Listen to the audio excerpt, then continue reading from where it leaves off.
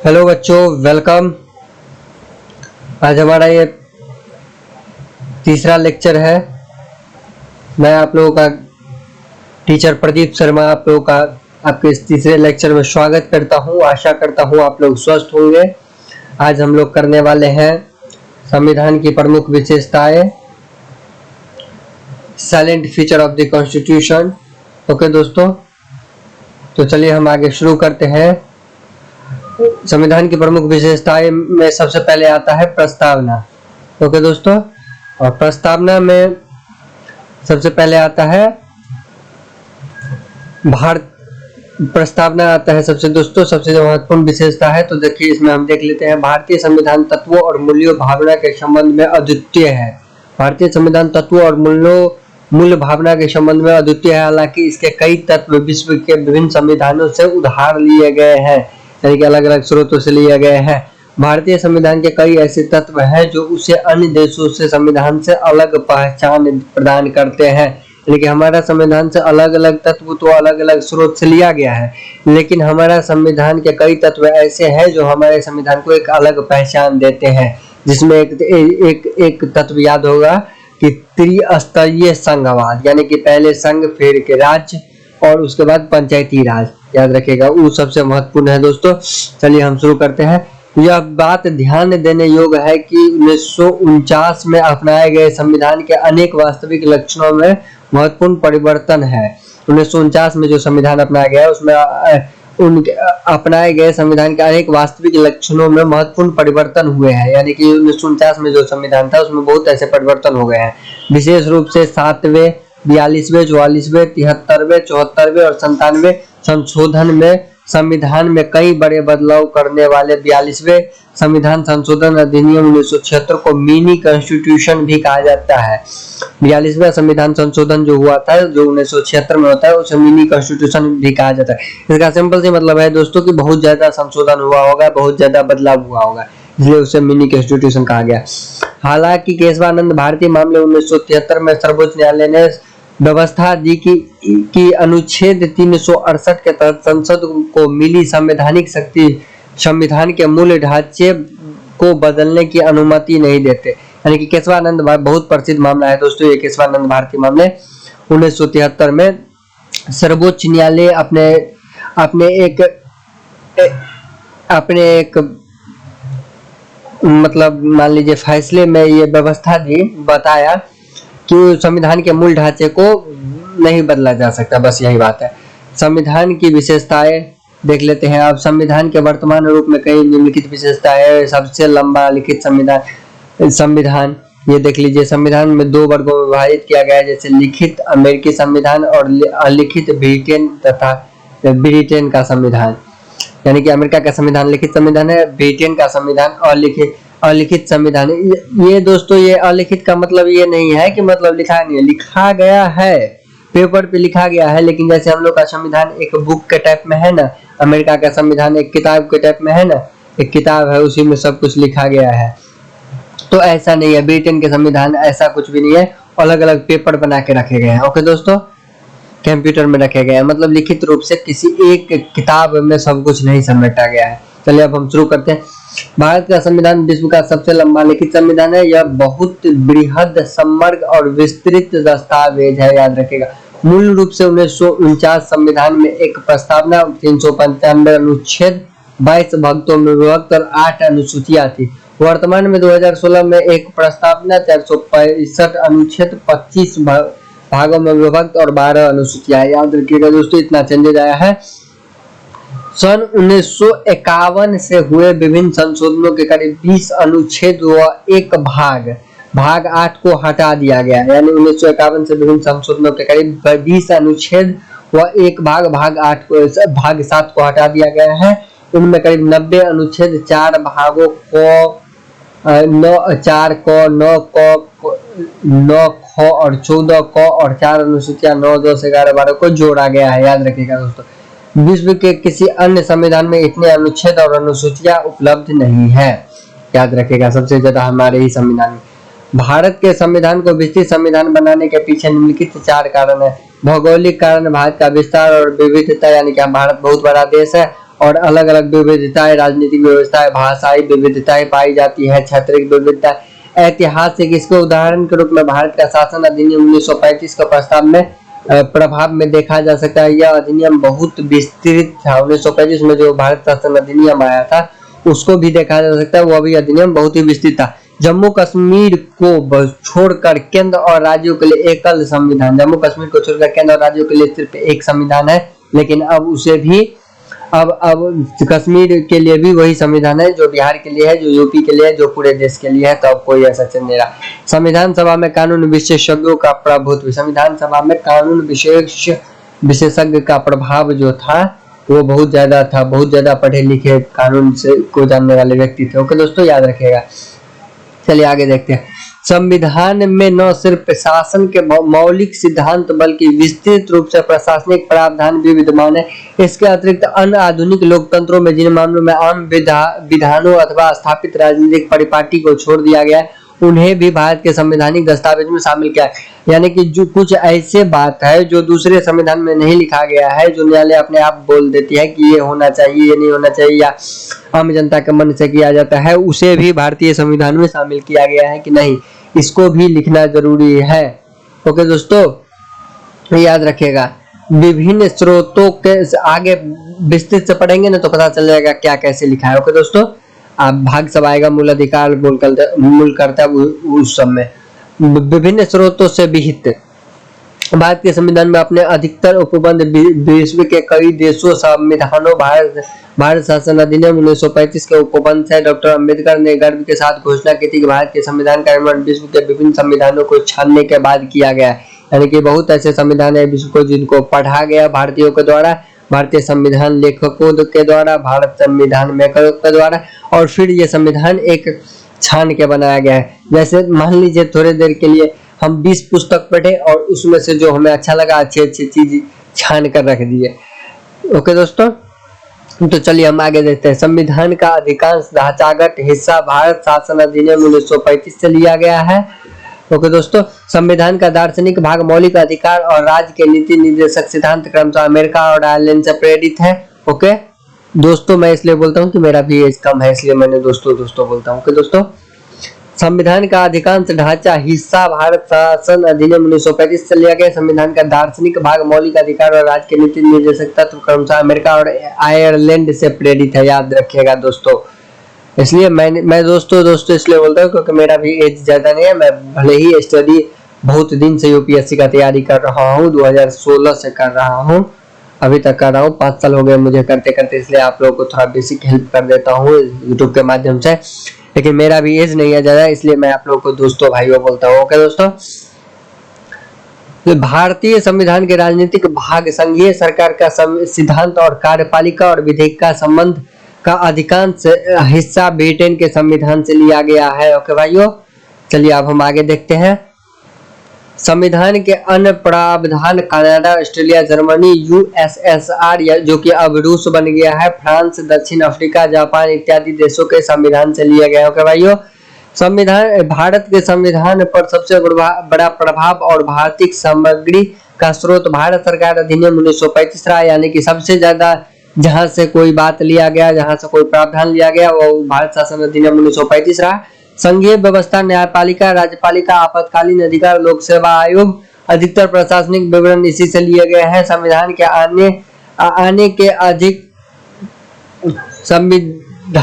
अधिक प्रावधान या तो 1935 के अधिनियम के से समान या फिर इससे मिलते जुलते हैं। यानी कि 1935 में जो भारत शासन अधिनियम था उसी से संविधान उसी के समान है या तो उसी से मिलते जुलते हैं, ज्यादा चेंज नहीं किया गया है उसमें। ओके दोस्तों, नाम्यता और अनाम्यता, ये देखिएगा, नाम्यता और अनाम्यता का मतलब हो गया कि नाम्यता मतलब हो गया कठोर, मतलब नरम, और अनाम्यता मतलब हो गया कठोर।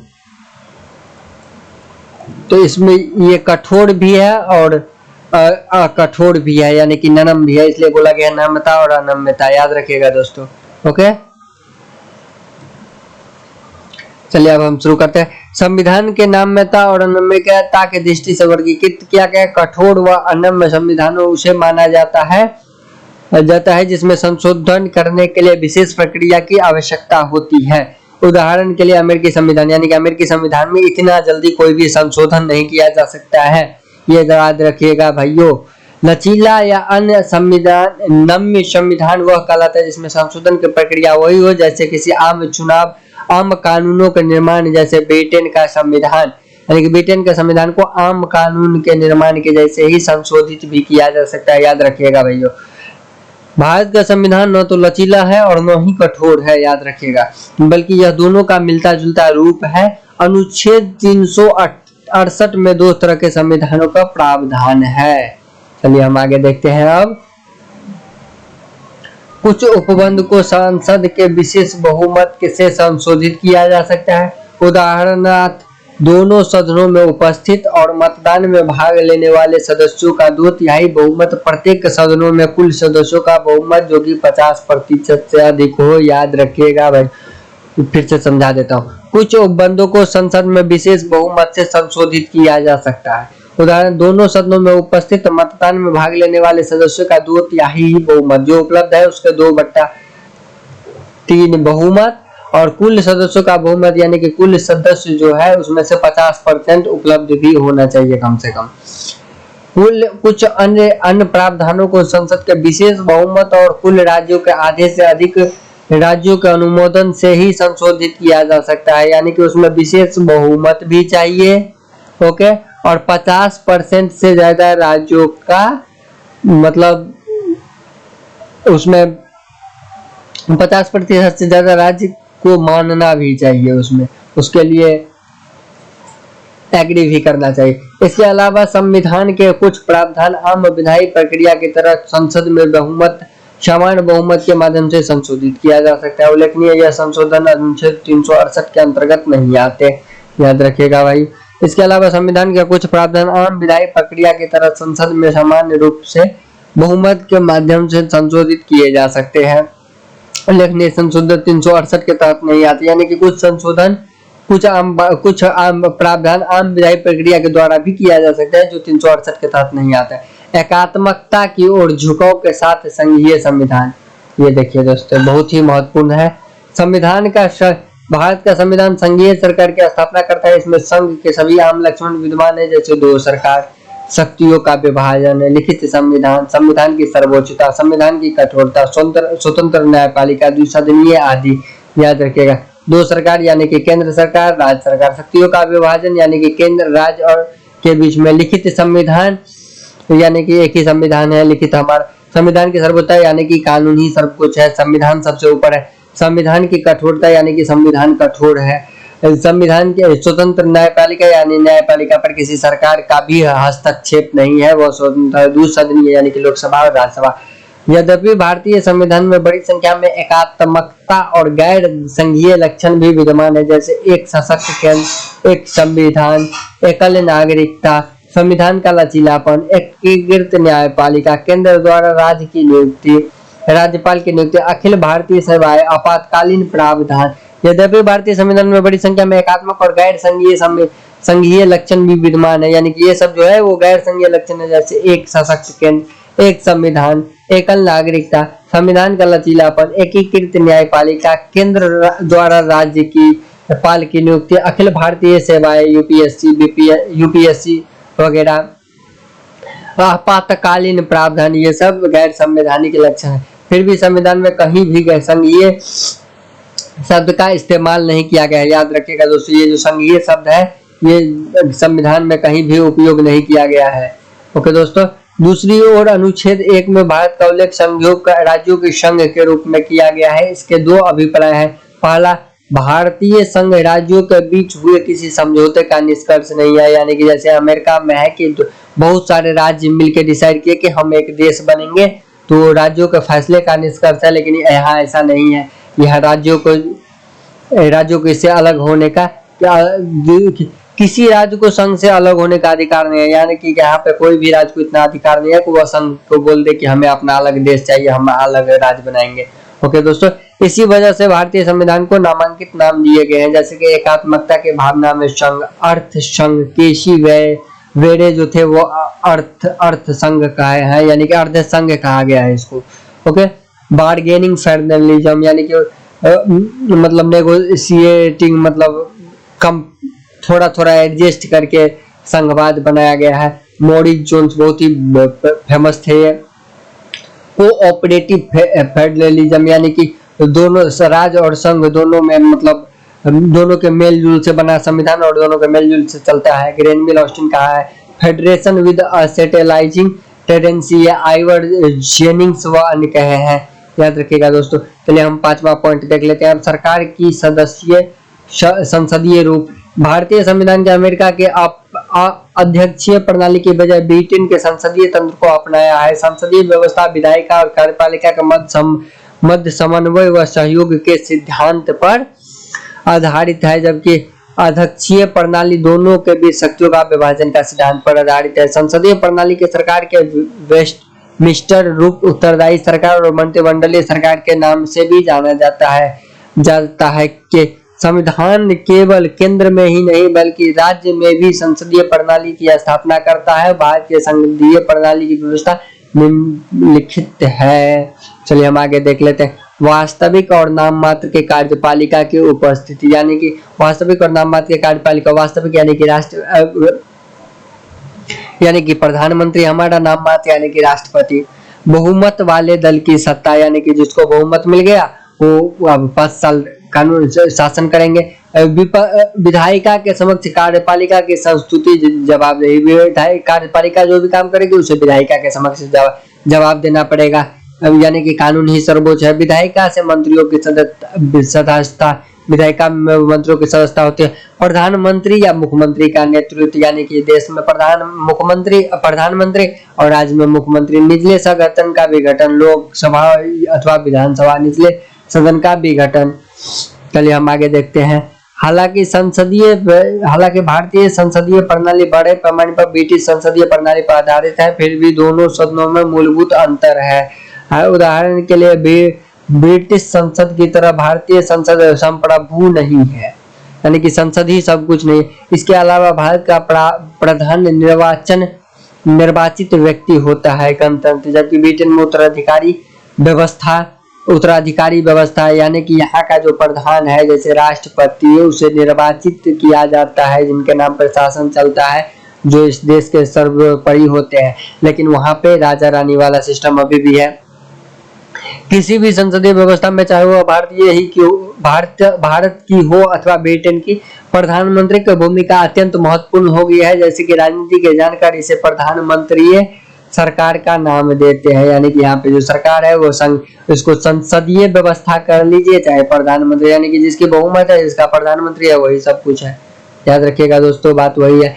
और हमें सब कुछ पढ़ने की व्यवस्था नहीं है, जहाँ पे मैं ये काला टिक लगाता हूँ। अब मैं बता दूंगा कि पीटी के लिए इम्पोर्टेंट है, मेंस के लिए इम्पोर्टेंट है, वही आप लोग देखिएगा, वहीं से नोट बनाइएगा। इतना लिखिएगा तो पागल हो जाएगा, या तो फिर आप लोग बुक में हाईलाइटर लेके और ऐसे निशान लगा लीजिए, या फिर इसको ऐसे घेरा बना लीजिए, जैसे मैं बताता हूँ। तो पेन से घेरा बना लीजिए बुक खरीद के, या तो फिर हाईलाइटर लीजिए और ऐसे मार दीजिए। ओके दोस्तों, ओके भाइयों, चलिए हम शुरू करते हैं। संसदीय संप्रभुता एवं न्यायिक सर्वोच्चता में समन्वय।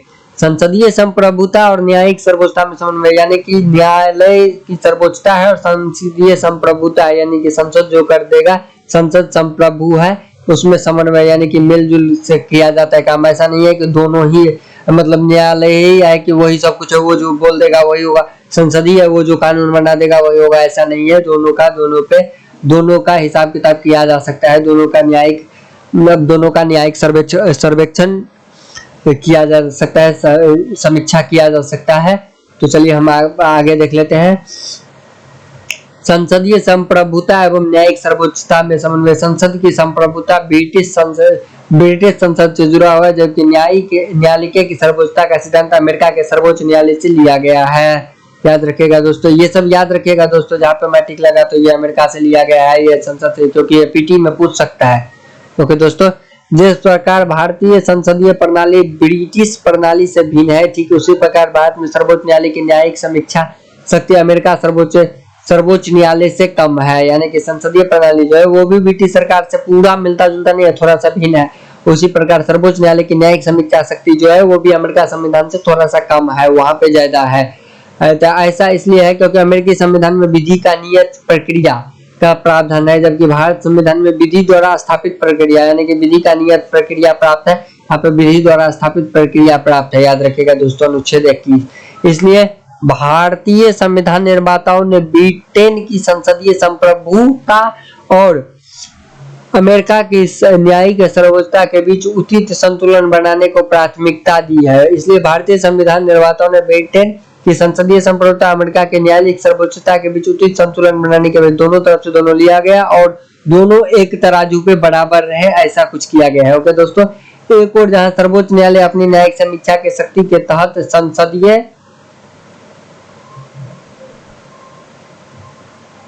कानूनों और असंवैधानिक घोषित करता है, संसदीय कानून को भी असंवैधानिक घोषित कर सकता है अगर उसे लगता है। वही दूसरी ओर संसद अपनी संवैधानिक शक्तियों के बल पर संविधान के बड़े बड़े भाग को संशोधित कर सकते हैं, यानी कि कोई भी कानून है उस कानून को संशोधित कर दो, न्यायपालिका भी कुछ नहीं है वाला सिस्टम। लेकिन याद रखिएगा दोस्तों, संविधान के मूल ढांचे में परिवर्तन नहीं किया जा सकता है, यानी कि प्रस्तावना जो है उसमें संशोधित नहीं किया जा सकता। चलिए हम आगे देखते हैं भाग 7, एकीकृत और स्वतंत्र न्यायपालिका।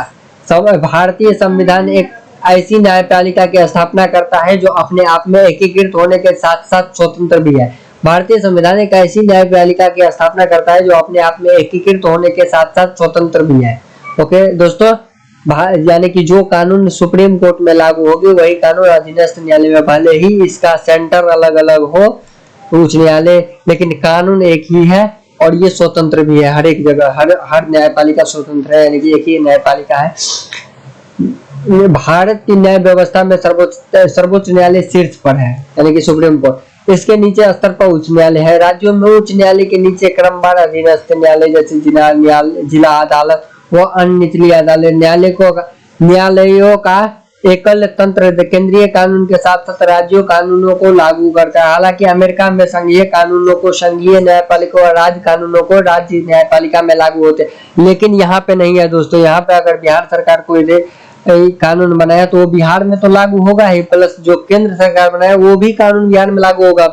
तो अगर केंद्र कानून बना देता है कि बिहार कानून आज से नहीं बनेगा, बिहार का ये कानून लागू नहीं होगा, तो बिहार उस पर कानून ही नहीं बना सकता। बल्कि अमेरिका में नहीं है, अमेरिका में केंद्र का अपना कानून है, यानी कि सर्वोच्च न्यायालय का अपना कानून है, राज्य का अपना कानून है, वो जो भी कानून बना दे वो वहां पे लागू होगा। चलिए दोस्तों आगे हम देखें। सर्वोच्च न्यायालय संघीय अदालत है, यह शीर्ष न्यायालय है जो नागरिकों के मौलिक अधिकारों की रक्षा की गारंटी देता है और संविधान का संरक्षक है।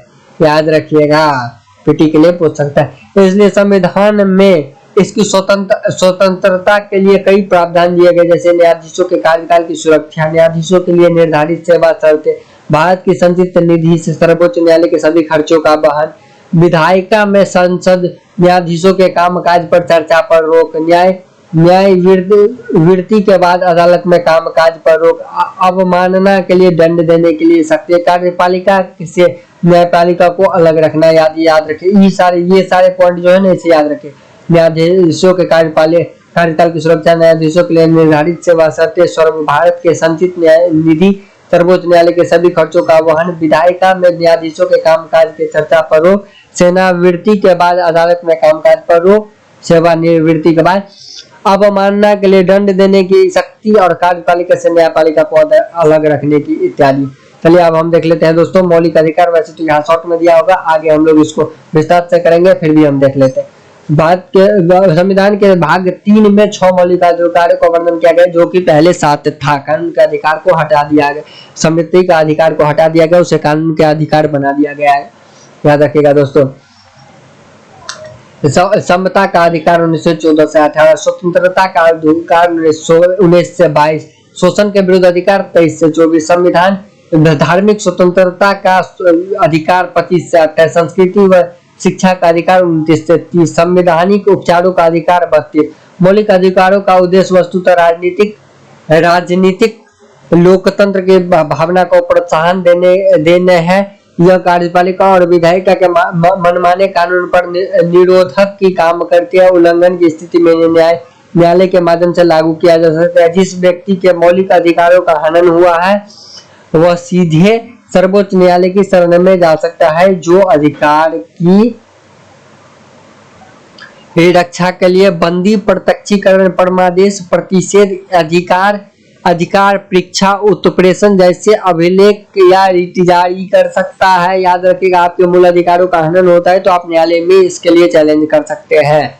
सर्वोच्च न्यायालय, सीधा सर्वोच्च न्यायालय जा सकते हैं। ऐसा नहीं है कि पहले अधीनस्थ न्यायालय जाओ, फिर हाई कोर्ट जाओ, फिर सुप्रीम कोर्ट, सीधा आप सुप्रीम कोर्ट जा सकते हैं मूल अधिकारों का हनन में। हालांकि मौलिक अधिकार कुछ समय दायरे में आते हैं, जैसे कि अपरिवर्तनीय भी नहीं है। संसद इन्हें संविधान संशोधन के नियम के माध्यम से समाप्त भी कर सकती है अथवा इनमें कटौती भी कर सकती है। अनुच्छेद 20 द्वारा प्रदत्त अधिकारों को छोड़कर राष्ट्रीय आपातकाल के दौरान इन्हें स्थगित भी किया जा सकता है। यानी कि 19-20 में जो अधिकार दिया गया है उसको छोड़कर इसे राष्ट्रीय आपातकाल के दौरान स्थगित भी किए जा सकते हैं। याद रखिएगा दोस्तों। राज्य के नीति निर्देशक सिद्धांत अब हम देख लेते हैं।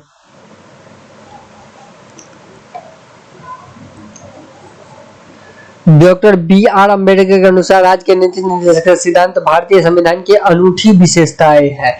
यह इसका उल्लेख संविधान के चौथे भाग में किया गया है। इन्हें मोटे तौर पर 3 वर्गों में विभाजित किया गया है: सामाजिक, गांधीवादी तथा उदार बौद्धिक।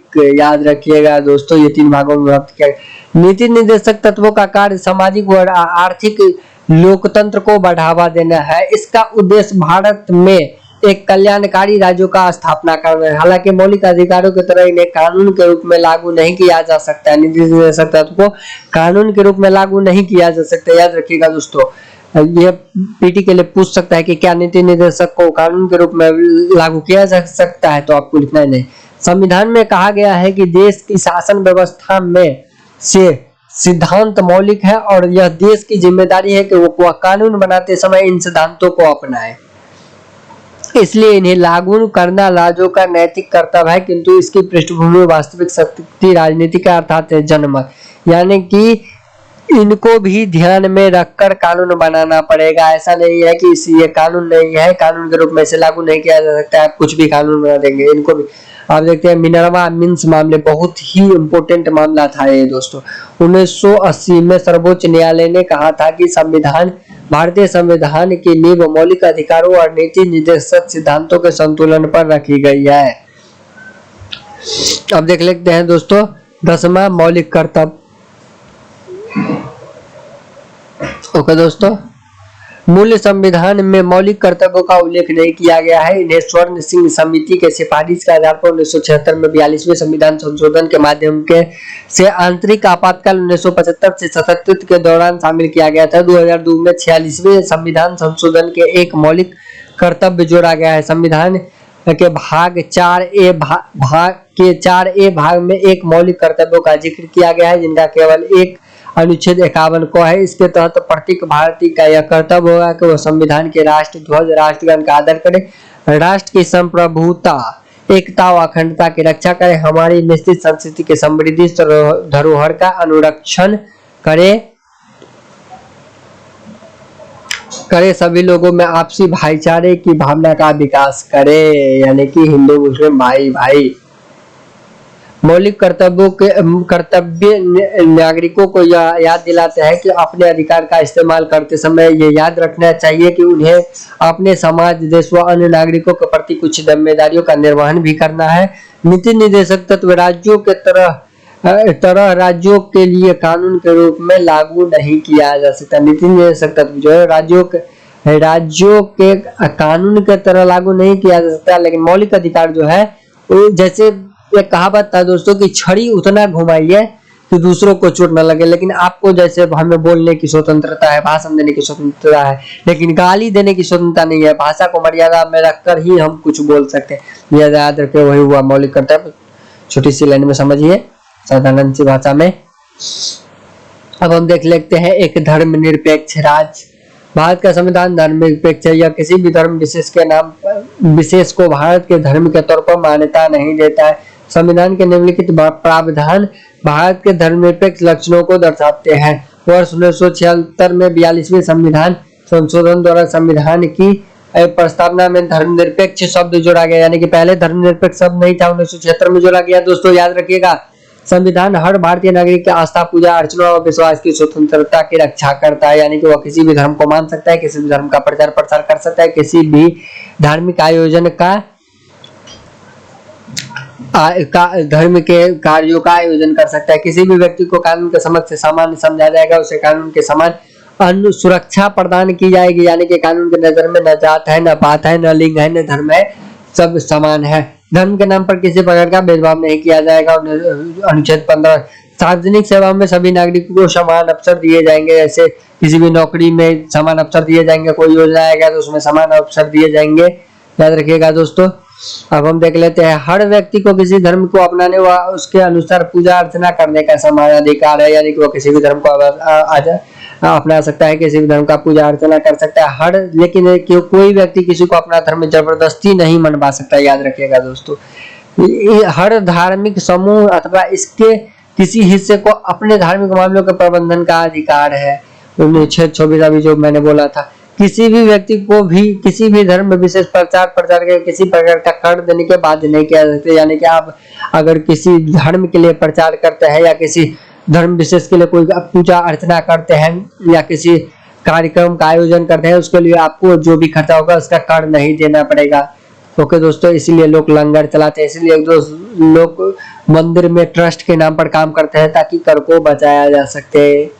यही सबसे कड़वी चोरी होता है, याद रखिएगा दोस्तों। हमारे हिसाब से इस सब पे भी कर लगा देना चाहिए, जो 5-10% लगाओ, जो 100 रुपया खर्च कर सकता है वो 10% कर भी दे सकता है, लेकिन यहाँ तो नहीं, यहाँ पे नहीं लगाया गया, इसी कारण इसका मिसयूज भी होता है, याद रखिएगा दोस्तों। किसी भी सरकारी शैक्षणिक संस्थान में किसी प्रकार के धार्मिक निर्देश नहीं दिए जाएंगे। किसी भी सरकारी शैक्षणिक संस्थान जो है वहाँ पे किसी धर्म से संबंधित शिक्षा नहीं दिया जाएगा कि आपको कुरान पढ़ना है, आपको गीता पढ़ना है, आपको ईसाई का बाइबल पढ़ना है। आपको सिर्फ वही पुस्तक पढ़ाया जाएगा जो कि एक बेसिक है, जो कि हमारे शिक्षा के लिए जरूरी है। नागरिकों के किसी भी वर्ग को अपनी भाषा, लिपि अथवा संस्कृति को संरक्षित रखने का अधिकार है, यानी कि जैसे मेरा भाषा मैथिली है, आपका भाषा मगही है, किसी का भाषा हिंदी है, तो उसको संरक्षित करने का उसको अधिकार है। ओके दोस्तों, उसका प्रचार प्रसार करने का उसको अधिकार है। ऐसा नहीं है कि भारत की भाषा हिंदी है या भारत की भाषा इंग्लिश है तो आप उर्दू में या आप मैथिली में या भोजपुरी में इस देश में नहीं बोल सकते हैं, इस देश में कोई कार्यक्रम स्थापित नहीं कर सकते, इस देश के सोशल मीडिया पे नहीं बोल सकते, ऐसा नहीं है। ओके दोस्तों, अल्पसंख्यक को अपनी पसंद के शैक्षणिक संस्थानों का स्थापना उन्हें संचालित करने का भी अधिकार है, यानी कि जो अल्पसंख्यक है वो अपने पसंद से, अपने भाषा के अनुसार, अपने संस्कृति के अनुसार किसी सार्वजनिक या निजी संस्थानों का भी स्थापना कर सकते हैं और उन्हें संचालित कर सकते हैं, यानी मालिकाना हक उसका है, सरकार उस पर कोई आपत्ति नहीं जताएगी। अब देख लेते हैं आगे। राज्य सभी नागरिकों के लिए समान नागरिक संहिता बनाने का प्रयास करेगा। धर्मनिरपेक्ष के पश्चिमी अवधारणा धर्म, चर्च व के राजनीति के बीच पूर्ण अलगाव रखती है। धर्म निरपेक्षता की यह नकारात्मक अवधारणा भारतीय परिवेश में लागू नहीं हो सकती, क्योंकि यहाँ का समाज बहुधर्मी है। इसलिए भारतीय संविधान में किसी भी धर्म को समान आदर अथवा सभी धर्म को समान रूप से रक्षा करते हुए धर्मनिरपेक्षता का सकारात्मक पहलू शामिल किया गया है, याद रखिएगा दोस्तों। इसके अलावा संविधान ने विधायिका में सभी धर्म के आधार पर कुर्सी का आरक्षण देने वाले पुराने धर्म आधारित प्रतिनिधि को भी समाप्त कर दिया है। ओके भाइयों, इसके अलावा संविधान के विधायिका में जो धर्म के आधार पर कुर्सी देना या कुर्सी के नाम पर यानी कि नौकरी जो आरक्षण दी जाती थी कि आप ब्राह्मण है तो आप ये करेंगे, आप वैश्य है तो आप ये करेंगे, वो भी समाप्त कर दिया गया। हालांकि संविधान अनुसूचित जाति और जनजाति को उचित प्रतिनिधि प्रदान करने के लिए अस्थायी आरक्षण प्रदान करता है, ये एक अपवाद है, याद रखिएगा दोस्तों। तो ये जो है ये एक अपवाद ही मानिए ST/SC वाला। सार्वभौम वयस्क मताधिकार, यानी कि सभी 18 वर्ष से ऊपर के जो है वो वयस्क मताधिकार दे सकते हैं, ज्यादा नहीं पढ़िएगा। पहले 21 वर्ष था, इसे घटाकर 1988 में राजीव गांधी सरकार के द्वारा 18 वर्ष कर दिया गया। ज्यादा नहीं पढ़ना है हमें। एकल नागरिकता यानी कि यहाँ पे एकल नागरिकता है, जैसे अमेरिका में, हम थोड़ा फास्ट से चल रहे हैं दोस्तों। जैसे अमेरिका में है कि संघ का अपना नागरिकता है और राज्य का अपना नागरिकता है, यहाँ पे ऐसा कुछ भी नहीं है। हमें सब कुछ नहीं पढ़ना है, एक बार आप पढ़ लीजिएगा, जो इम्पोर्टेंट है वो हम बता रहे हैं। ओके दोस्तों। यद्यपि भारतीय संविधान फेडरल व लक्षणों एकल व संघीय का प्रतिनिधित्व करता है, मगर इसमें केवल नागरिकता एक ही है, याद रखिएगा। ओके दोस्तों। दूसरी ओर अमेरिका देशों में प्रत्येक व्यक्ति के पास केवल देश की नागरिकता होती है, बल्कि जिस राज्य में रहता है उसकी भी नागरिकता, अभी जो मैंने बताया था कि उसके पास संघ का भी नागरिकता है, देश का भी नागरिकता है और राज्य का अपना अलग नागरिकता है। यानी कि अगर आप दूसरे राज्य में जाके घर बनाते हैं तो आपको नागरिकता चेंज करनी पड़ेगी। इसलिए वो अधिकारों में दो समूह का लाभ उठाता है, पहला राष्ट्रीय या दूसरा राज्य द्वारा प्रदत्त। ओके दोस्तों।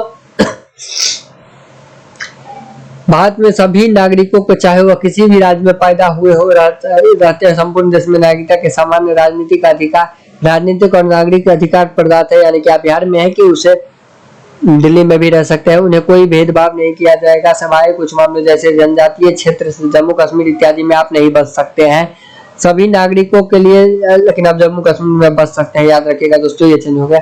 सभी नागरिकों के लिए एकल नागरिकता और समान अधिकारों के संवैधानिक प्रावधानों के बावजूद भारत में सांप्रदायिक दंगे, वर्ग संघर्ष, जनजातीय युद्ध, भाषाई विवाद व निर्जातीय विवाद होते रहते हैं। इसका अर्थ यह है कि संविधान के निर्माताओं ने एकीकृत संगठित भारत राष्ट्र के निर्माण का जो सपना देखा तो पूरी तरह पूरा नहीं हो पाया है, याद रखिएगा। अभी भी हम पूरी तरह से कामयाब नहीं हो गए संविधान को लागू करने में, ये सब होते रहते हैं लोगों की मूर्खता के कारण।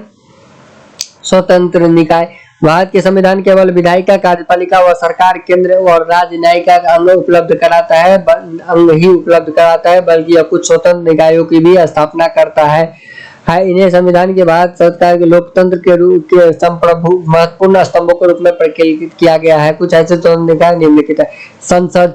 अन्य विधान सभाओं भारत के राष्ट्रपति और भारत के उपराष्ट्रपति के लिए स्वतंत्र निष्पक्ष चुनाव सुनिश्चित करने हेतु निर्वाचन आयोग, याद रखिएगा दोस्तों, निर्वाचन आयोग का बात किया गया है। राज्य और केंद्र सरकार के खातों के अनेक्षण के लिए भारत के निकाय नियंत्रक एवं महालेखा परीक्षक। इन जनता के पैसे के संरक्षक होते हैं। भारत सरकार द्वारा दिए गए खर्चों के वैधानिकता और उन्हें उचित होने पर टिप्पणी करते हैं। संघ लोक सेवा आयोग यूपीएससी, राज्य लोक सेवा आयोग यानी कि पीसीएस, बीपीएससी, यूपी पीसीएस इत्यादि। आपातकालीन प्रावधान महत्वपूर्ण है दोस्तों, एक बार देख लेते हैं। आपातकाल की स्थिति में प्रभावशाली ढंग से निपटारे के लिए भारतीय संविधान के राष्ट्रपति के लिए वृहद आपातकालीन प्रावधानों की व्यवस्था की गई है। इन प्रावधानों को निम्नलिखित संविधान में शामिल करने के उद्देश्य से देश की संप्रभुता, एकता, अखंडता, सुरक्षा, संविधान के देश के लोकतांत्रिक ढांचे को सुरक्षा प्रदान करना है। यानी कि राष्ट्रीय आपातकाल, 3 आपातकाल, यानी कि अगर संविधान की एकता, अखंडता अगर खतरे में पड़ती है तो इस सबको लागू किया जाता है। राष्ट्रीय युद्ध, आक्रमण व सशस्त्र विद्रोह के पैदा हुई राष्ट्रीय अशांति के अवस्था के कारण में अनुच्छेद 352 के तहत राष्ट्रीय आपातकाल लाया जा सकता है। राज्य में आपातकाल राष्ट्रपति शासन। राज्यों में संवैधानिक तंत्र की असफलता, अनुच्छेद 356 व केंद्र के दिशा निर्देशों का अनुपालन करने में असफलता, अनुच्छेद 365 के तहत लगाया। वित्तीय आपातकाल। भारत की वित्तीय स्थिरता व प्रत्यय संकट में हो तो अनुच्छेद 360 के तहत आपातकाल लगाया जा सकता है, याद रखिएगा दोस्तों। अब देखते हैं त्रिस्तरीय सरकार, जो भारत की सबसे महत्वपूर्ण विशेषता है, दुनिया से अलग बनाती है इसे। मूल रूप से अन्य संघीय संविधानों की तरह भारतीय संविधान में 2 स्तरीय व्यवस्था, केंद्र और राज्य संगठन के संविधान के प्रावधान केंद्र और राज्यों की शक्तियां अंतर्विष्टि थी। बाद में वर्ष 1992 में 73वें व 74वें संविधान संशोधन ने त्रिस्तरीय स्थानीय सरकार का प्रावधान किया, जो कि विश्व के किसी संविधान में नहीं आई है। कि जो पंचायती राज है यह सिर्फ हमारे संविधान में है, बाकी विश्व के किसी भी संविधान में नहीं है, याद रखिएगा दोस्तों। संविधान में एक नए भाग 9वें एवं नई अनुसूची 11वीं जोड़कर 1992 में 73वें संविधान संशोधन के माध्यम से पंचायतों को संवैधानिक मान्यता प्रदान की। इसे नया भाग 9 जोड़ा गया। इसे प्रकार 74वें संविधान संशोधन विधेयक 1992 में एक नए भाग 9A तथा नई अनुसूची 12वीं जोड़कर नगर पालिका और शहरी स्थानीय सरकार को भी संवैधानिक मान्यता प्रदान कर दी गई। याद रखिएगा दोस्तों, विश्व के संविधान से हमको इसलिए अलग बनाता है, ये सबसे बड़ी खूबसूरती है। ये देख लीजिए दोस्तों, क्षेत्र क्या है तो संघ एवं उसका राज्य क्षेत्र 1 से 4, नागरिकता 5 से 11, मौलिक अधिकार 12 से 35, राज्य एवं नीति, ये सब आप देख लीजिएगा दोस्तों। ये सब कोई खास नहीं है, पढ़ाने वाली चीज नहीं है, आप इसे एक बार देख लीजिएगा। और वैसे ये सब पूछता भी नहीं है यूपीएससी। चलिए अब हम आगे देखते हैं, इसलिए ये सब पूछता भी नहीं है, इसलिए हम नहीं पढ़ा रहे हैं, आप लोग बस देख लीजिएगा। और वैसे ऊपर विस्तृत से दिया गया है, ये छाट कर दिया गया होगा दोस्तों, तो ये सब देखने की जरूरी भी नहीं है। चलिए हम आगे देखते हैं, अनुसूची वगैरह दिया गया है तो ये सब आप देख सकते हैं। नहीं तो जब हम संविधान वाला चैप्टर करेंगे ना, भारत का संविधान बुक है, तो उसमें हम लोग कर लेंगे। अब देख लेते हैं, एक सहकारी समितियां है।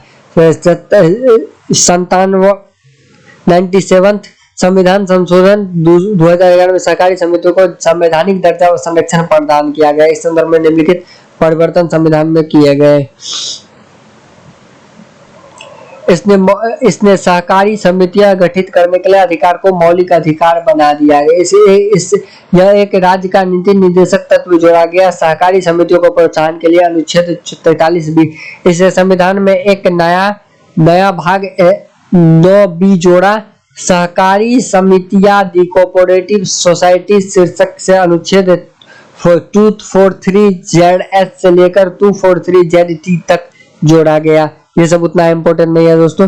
अब हम देख लेते हैं थोड़ा संविधान की आलोचना, थोड़ा सा देख लेते हैं, ज्यादा नहीं देखना है क्योंकि ये सब इम्पोर्टेंट है। संविधान, भारत का संविधान जैसे कि संविधान सभा द्वारा बनाया गया, अंगीकार किया गया है, आलोचना निम्नलिखित आधारों पर की जाती है। उधार का संविधान, आलोचक कहते हैं कि संविधान में नया और मौलिक कुछ भी नहीं है, इसे उधार का संविधान कहते हैं। उधारी की एक बोरी अथवा एक होच पोच कॉन्स्टिट्यूशन दुनिया के संविधानों के लिए विभिन्न दस्तावेजों के पाबंदगिरी, लेकिन ऐसी आलोचना पर पक्षपातपूर्ण एवं अंताकृत, यानी कि ये कहते हैं कि आपने विभिन्न संविधान पढ़ा, उसे उठा के हमें एक संविधान दे दिया, आपने कुछ अलग नहीं किया है, यही कहने का मतलब है।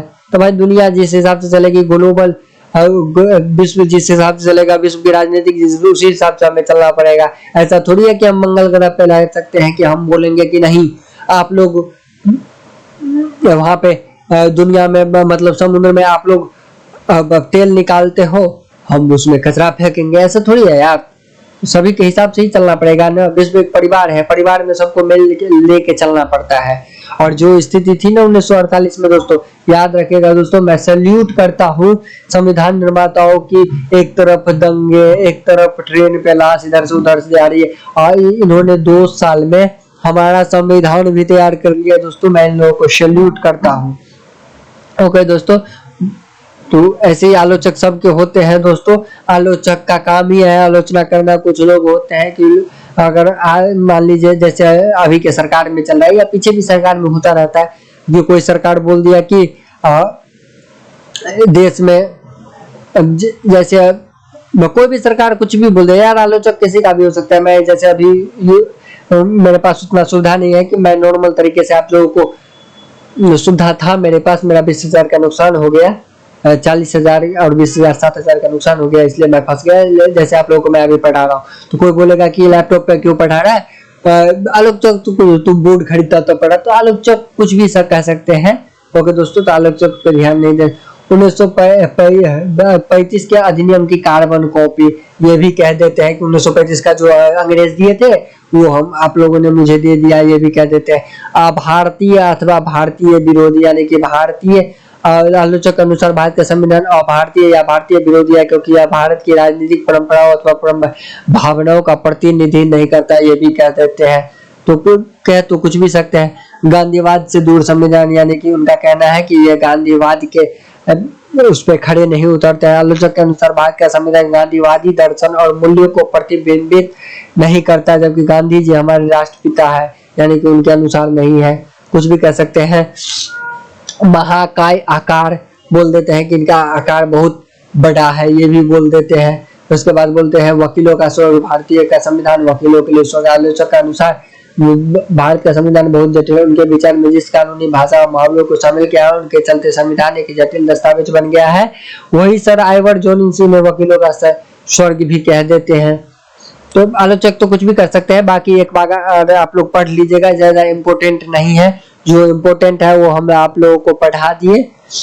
ओके दोस्तों, वैसे यहाँ पे थोड़ा देख लेते हैं, कुछ था उसी प्रकार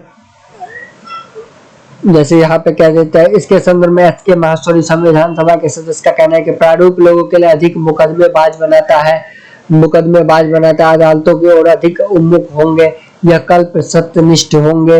मतलब आलोचक तो कुछ भी कह सकते हैं यार। आलोचक तो आप ब्लू आपको बोलेंगे कि ब्लू कलर का पहन के आना, ब्लू भी पहन के जाओगे ना तो बोलेगा ये पूरा डीप ब्लू नहीं है, लाइट ब्लू है, ये अच्छा नहीं लगा। आलोचक तो कुछ भी कह सकते। जिस स्थिति में दोस्तों भारत का संविधान बनाना, एक तरफ पाकिस्तान से हमारी युद्ध चल रही थी, एक तरफ दंगे चल रहे थे, उधर से लाश इधर जा रहे थे, इधर से लाश, तो हमारे साथ ही पाकिस्तान आजाद हुआ, लेकिन उसका संविधान 1970 के बाद बना, याद रखिएगा दोस्तों। और हमने सिर्फ 2 साल में 1949 में हमने संविधान लागू भी कर दिया। दोस्तों जिस स्थिति में संविधान बना उसमें बहुत ही अच्छा काम किया गया, किसी का आलोचना नहीं करना चाहिए, चाहे कोई भी था। अच्छा संविधान बनाया, और कोई भी चीज एक बार में सुदृढ़ नहीं हो जाती है, धीरे धीरे बदलाव करके उसको सुदृढ़ बनाया जा सकता है। ओके दोस्तों, तो ज्यादा नहीं दिमाग लगाना है, आलोचक कुछ भी कह सकते हैं, अच्छा संविधान है, इसे हमें फॉलो करना चाहिए, और नहीं करेंगे तो इनको अदालत आपको फॉलो करवा देगी। तो दोस्तों इसी के साथ हम अपना लेक्चर समाप्त करते हैं, मिलते हैं अब अगले लेक्चर में कल हम। ये हमारा लेक्चर 4 था, लेक्चर 5 में हम प्रस्तावना करेंगे। ओके दोस्तों, इसी के साथ हम अपना लेक्चर समाप्त करते हैं। आपका काम है लाइक करना, शेयर करना, सब्सक्राइब करना अपने दोस्तों में जिसको इनकी जरूरत है। ये दोस्तों यूपीएससी बीपीएससी से संबंधित मैं पढ़ाता हूँ, पीसीएस से संबंधित, लेकिन आप लोग छोटे एग्जाम वाले भी पढ़ सकते हैं, क्योंकि पॉलिटिकल साइंस भारतीय राज्य व्यवस्था हर एक एग्जाम में जरूरी होता है। तो आप इससे सबके साथ शेयर करिए। इनका नोट भी हम टेलीग्राम उपलब्ध कराता हूँ, और जो भी इसमें कमी नजर आती है कमेंट करके बताइए, लाइक करिए। ओके दोस्तों, शेयर करिए, और इसी के साथ हम अपना लेक्चर समाप्त करते हैं। ओके दोस्तों, थैंक्स।